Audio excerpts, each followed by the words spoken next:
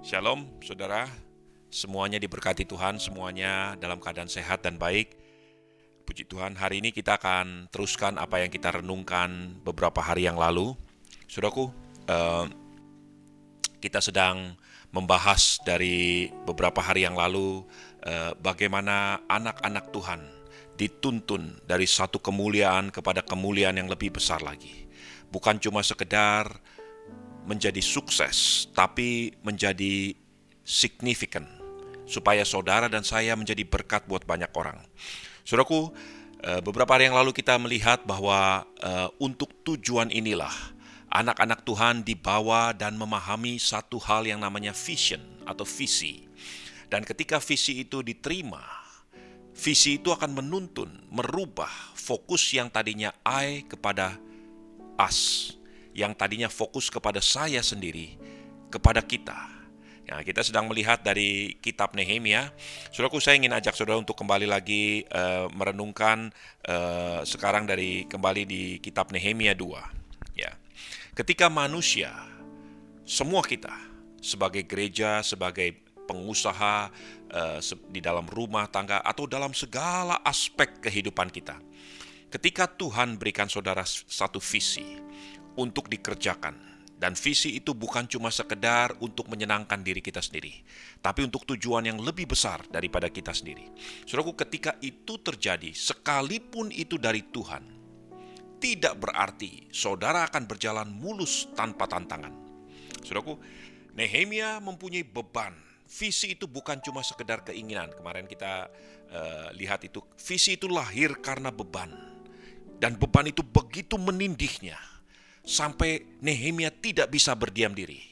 Yesaya berkata, oleh karena Sion, aku tidak dapat tinggal tenang.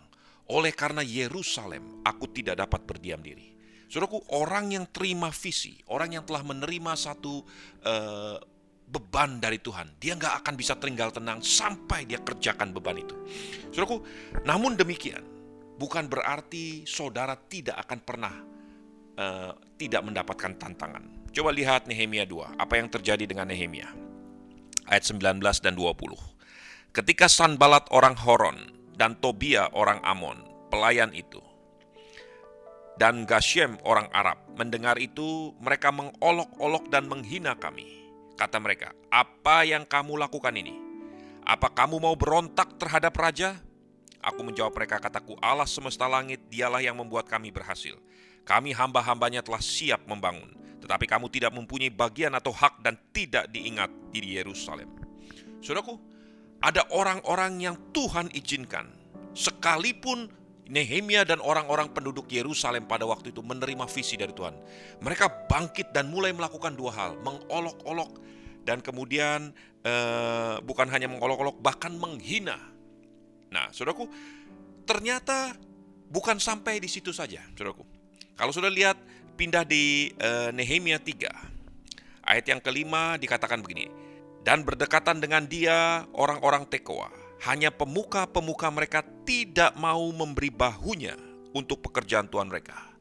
Kalau tadi kita melihat ada orang-orang di luar sana yang mengolok-olok dan menghina Nehemia dan seluruh penduduk Yerusalem, ternyata gak berhenti sampai di situ. Ketika mereka terus berjalan, ada pemuka-pemuka, tokoh-tokoh masyarakat, bahkan mengabaikan, tidak mau memberi bahunya. Ketika semua orang, pedagang rempah-rempah, pembuat emas, para hamba-hamba Tuhan, semua kalangan itu ambil bagian. Tapi justru para pemuka, bahunya pun tidak mau diberikan. Saudaraku, saya lompat lagi, lebih jauh lagi ke Nehemia 6. Perhatikan mulai ayat yang kelima sampai ayat yang ke-9. Lalu dengan cara yang sama untuk kelima kalinya, Sanbalat mengirim seorang anak buahnya kepadaku yang membawa surat terbuka. Dalam surat itu tertulis, ada desas-desus di antara bangsa-bangsa, dan Gasimu membenarkannya, bahwa engkau dan orang-orang Yahudi berniat untuk memberontak, dan sebab itu membangun kembali tembok itu. Lagi pula menurut kabar itu engkau akan menjadi raja mereka. Bahkan kau telah menunjuk nabi-nabi yang harus memberitakan tentang dirimu di Yerusalem. Demikian ada seorang raja di Yehuda. Sekarang berita itu seperti itu akan didengar oleh raja. Oleh sebab itu mari kita bersama-sama berunding tetapi aku mengirim orang kepadanya dengan balasan hal seperti yang kau sebutkan itu tidak pernah ada. Itu isapan jempol belaka. Saudaraku, orang-orang yang tadinya menghambat itu nggak tinggal diam. Ketika terus Nehemia dengan penduduk Yerusalem berjalan, mereka mulai melakukan yang namanya fitnah. Mereka menyebarkan kabar busuk, kabar-kabar bohong. Dan bahkan kabar busuk itu sudah disebar kemana-mana. Sekarang Nehemia diajak untuk berunding. Coba saudara bayangkan, untuk apa lagi berunding? Kabar busuk bahwa Nehemia akan berontak terhadap raja. Padahal Nehemia tahu persis. Dia pergi atas restu daripada raja. Dia pergi dengan surat utusan daripada raja. Bahkan surat itu memberikan satu kesempatan untuk Nehemia mengambil sebagian daripada kebutuhan-kebutuhan untuk membangun tembok Yerusalem. Semua atas izin dan restu daripada Raja Artasasta. Saudaraku, kemudian Sanbalat dan Tobia mengeluarkan satu kabar busuk di mana-mana. Dan setelah kabar busuk itu tersebar, mereka mulai menakut-nakuti. Ayo, daripada nanti kamu dipermasalahkan, ayo kita berunding. Saudaraku, hal seperti itu tidak diabaikan oleh Nehemia. Dia terus berjalan. Setelah diolok-olok, dihina, diabaikan, nggak berhasil. Kemudian difitnah, tetap nggak berhasil. Saudara tahu apa yang terjadi? Lihat. Lebih jauh lagi, perhatikan ayat yang ke-10 sampai ayat yang ke-13 dari Nehemia 6. Ketika aku ke rumah Semaya bin Delaya bin Mehetabeel, sebab ia berhalangan datang, berkatalah ia, biarlah kita bertemu di rumah Allah, di dalam bait suci, dan mengunci pintu-pintunya, karena ada orang yang mau membunuh engkau malam ini. Mereka mau datang membunuh engkau, tetapi kataku, orang manakah seperti aku ini yang akan melarikan diri? Orang manakah seperti aku ini dapat memasuki bait suci dan tinggal hidup? Aku tidak pergi. Karena aku ketahui benar bahwa Allah tidak mengutus dia. Ia mengucapkan nubuatan terhadap aku karena dia disuap oleh Tobia dan Sanbalat. Untuk itu ia disuap supaya aku menjadi takut lalu berbuat demikian, sehingga aku berdosa. Dengan demikian mereka mempunyai kesempatan untuk membusukkan namaku, sehingga dapat mencela aku. Saudaraku, orang-orang ini gak tinggal diam. Setelah menghina, mengolok-olok, gak mempan, lalu mengabaikan, tetap gak mempan, bahkan memfitnah, menyebarkan kabar busuk, tetap tidak mempan. Saudara tahu apa yang terjadi? Bagian terakhir yang mereka lakukan, mereka menggunakan agama sebagai dasar untuk menghambat langkah Nehemia. Saudaraku, mereka menggunakan bait Allah. Mereka memakai imam-imam yang disogok. Para nabi-nabi disuruh bernubuat dengan membuat-buat nubuatan. Dan mengatakan begini, mengatakan begitu. Saudaraku, pada waktu itu, coba saudara bayangkan sebentar. Karena kalau saya renungkan, ada satu buku. Saya anjurkan kalau saudara kita nggak tahu berapa lama lockdown seperti ini. Kalau saudara punya waktu, saudara boleh baca satu buku. Itu sangat-sangat recommended. Ditulis oleh Dr. James Dobson. Judulnya When God Doesn't Make Sense.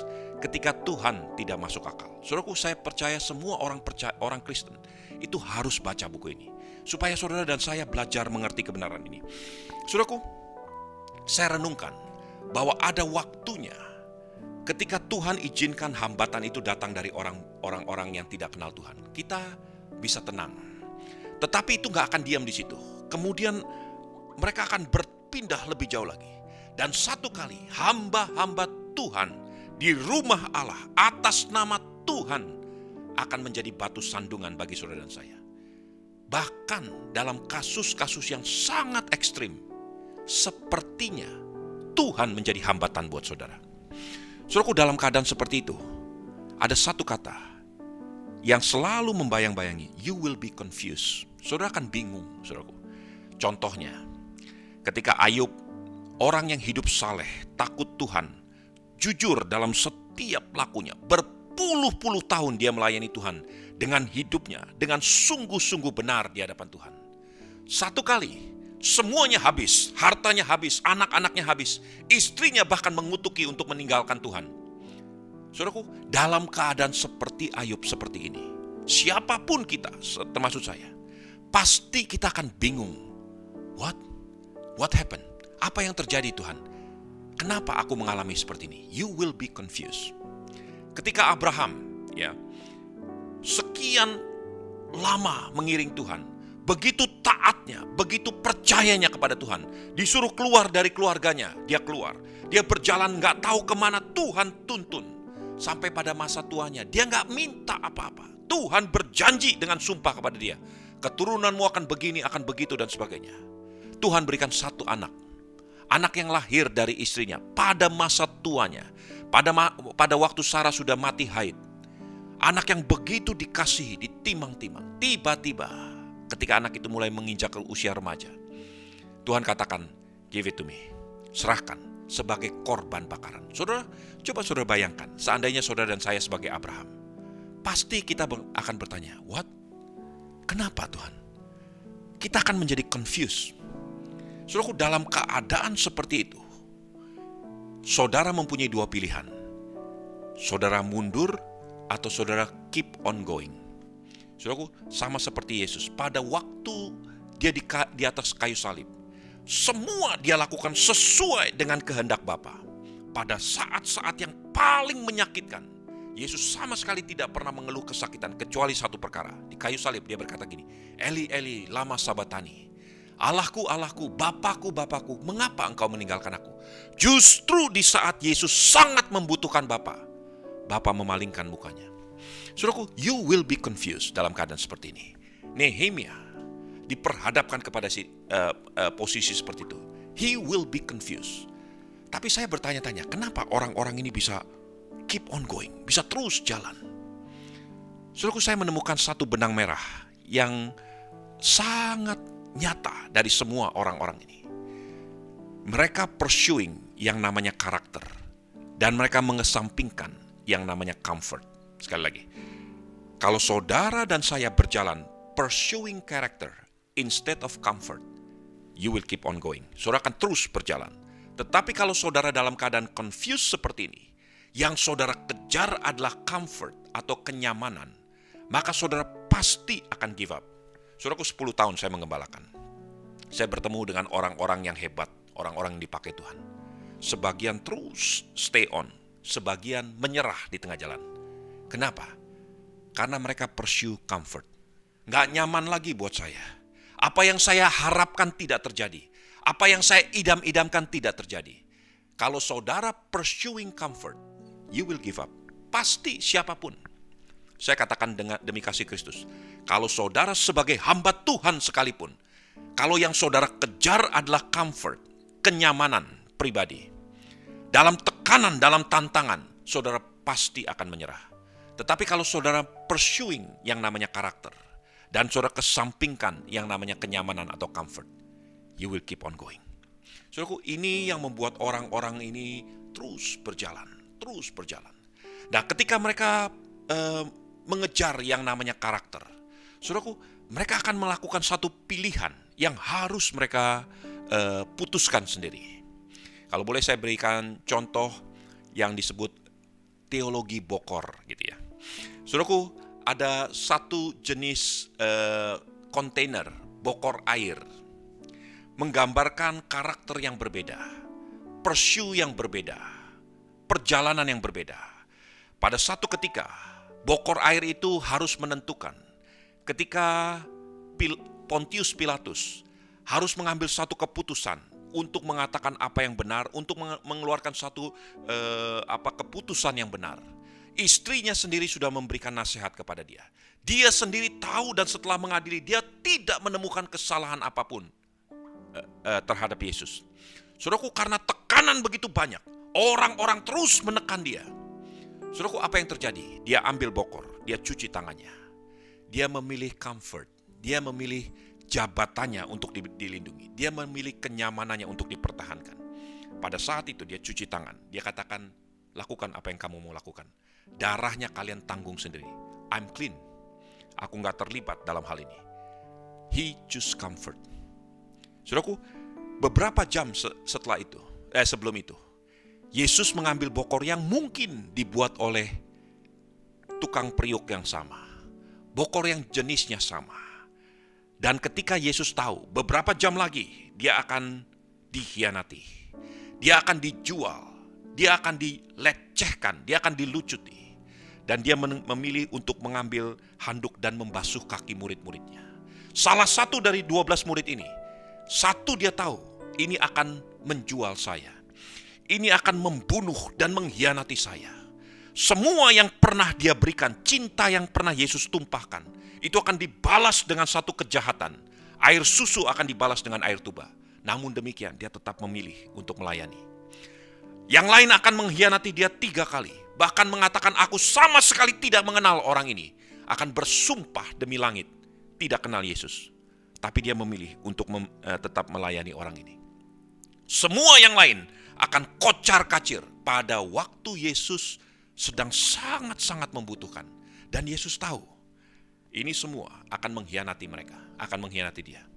Tapi dia memilih untuk tidak mendahulukan kenyamanan. Saudaraku, Yesus pursuing character dan dia mengesampingkan comfort. It's one way or the other. Saudara nggak bisa lakukan dua-duanya. Pada satu ketika, visi akan membuat saudara mengambil satu keputusan. You will choose comfort or you will choose character. It's one way or the other. Nggak ada in between. Saudara harus lakukan karena satu akan menentukan your destiny. Saudara akan berjalan kemana. Nah, ketika Nehemia diperhadapkan kepada hal seperti itu, dia tahu persis dia harus selesaikan. Sudah tahu, Nehemia meninggalkan kerajaan Artasasta. Tadinya dia menjadi salah satu ring satunya Raja Persia. Dia begitu dipercaya, tidak pernah ada anggur yang diminum oleh Raja Artasasta tanpa dituangkan oleh Nehemia. Nehemia mempunyai kedudukan yang sangat berarti pada waktu itu. Kelihatannya cuma sebagai penuang minum, juru minum raja. Tapi itu orang kepercayaan yang tiap-tiap waktu bisa berada bersama-sama dengan raja. Sekarang dia pergi ke Yerusalem. Sudah tahu, 12 tahun dia membangun di kota Yerusalem sebagai salah satu wilayah bupati di sana. Dari ring satunya raja turun menjadi bupati. Dan selama 12 tahun gak digaji apa-apa, saudaraku. Hanya dapat makanan, dapat minuman. Dia meninggalkan comfort. Go to pursue character. Saudaraku, it's one way or the other. Saudara gak bisa pursue semuanya. Saudaraku, saya ingin benar-benar tekankan kebenaran ini. Kalau saudara mempunyai satu kerinduan untuk berpindah daripada sukses to significant, saudara akan berjalan untuk dituntun dari sekedar buat saya menjadi buat kita, from I to us. Tapi bukan hanya itu. Hari ini kita belajar, saudara akan diperhadapkan kepada pilihan. Will you pursue comfort or character? Kalau saudara hanya mementingkan untuk mendahulukan kepentingan kita, saudara akan berhenti. Karena satu kali, siapapun, kalau pengalaman Nehemia, apalagi pengalaman Ayub dan Abraham terjadi dengan saudara, kalau pursuing saudara, kalau intention saudara, motivasi saudara adalah untuk mencari yang namanya comfort, mencari yang namanya kenyamanan, saya berani katakan demi kasih Kristus, saudara pasti akan menyerah, saudara pasti akan mundur. Karena apa? Karena gak nyaman, pasti betul-betul gak nyaman. Tapi if you pursue character, saudara akan keep on going. Saudaraku, beberapa tahun yang lalu saya melayani di kota Los Angeles. Saya pernah mendengar kisah ini, tapi saya nggak pernah ke sana. Saudaraku, pada waktu setelah pelayanan selesai ada beberapa waktu hampir setengah hari penuh kosong dan saya ditanya mau kemana. Dan saya katakan saya mendengar tentang satu medical center, satu rumah sakit namanya The City of Angel Medical Center di kota Los Angeles, kalau nggak salah di West Temple Street ya. Nah, saudaraku, kemudian mereka ajak saya ke sana dan ketika mereka bawa saya ke sana, saya mempunyai kesempatan untuk melihat-lihat dan kemudian belajar tentang sejarah daripada tempat itu. Saudaraku, saya ingin sampaikan satu hal. Ya, ada seorang anak muda pada waktu itu masih sangat muda. Namanya Matthew Burnett. Matthew Burnett pada satu ketika dia tidur, dia mendapatkan satu mimpi. Di dalam mimpinya dia berada di pinggir sungai, dan sungai yang cukup deras pada waktu itu. Kemudian di seberang sungai ada begitu banyak orang-orang dari kulit berwarna-warna, orang-orang kulit hitam, orang-orang Meksiko, orang-orang yang semua sebagian besar itu orang-orang yang punya masalah, ya. Ada yang seperti kehilangan pengharapan dan sebagainya. Pada waktu itu sebagai anak-anak dia nggak mengerti apa yang terjadi. Dia melihat mereka berteriak-teriak dan mereka berkata begini, tolong kami, tolong kami. Saudaraku, mimpi yang diterima oleh Matthew Burnett itu berhari-hari mengganggu pikirannya. Kemudian satu ketika dia sedang berada di kamarnya, tiba-tiba dia mendengar satu suara, build the bridge, bikin jembatan. Saudaraku, dia juga nggak mengerti mimpi itu dengan suara yang dia dengar, nggak pernah dia mengerti. Sampai satu ketika dia selesai sekolah dan dia mulai bekerja. Kemudian ada satu kesempatan dia berjalan di kota Los Angeles. Dan ketika dia sedang berjalan, dia melihat begitu banyak orang-orang minoritas yang sangat-sangat miskin hidupnya. Orang-orang kulit hitam, orang-orang Hispanic. Dan kemudian dia mulai melihat satu area di mana mereka itu sebagian besar penuh dengan berbagai-bagai macam masalah. Di situ banyak orang-orang yang kena menjadi drug addict gitu ya, menjadi kecanduan narkoba. Banyak orang-orang yang mabuk-mabukan, kriminalitas di wilayah itu begitu beratnya. Saudaraku, sebagai anak muda yang punya begitu banyak masa depan dan harapan, tiba-tiba ketika dia melihat itu, hatinya dibebani oleh satu beban yang sangat menindih. Sudah tahu, ini anak muda agak setengah gila, saudaraku.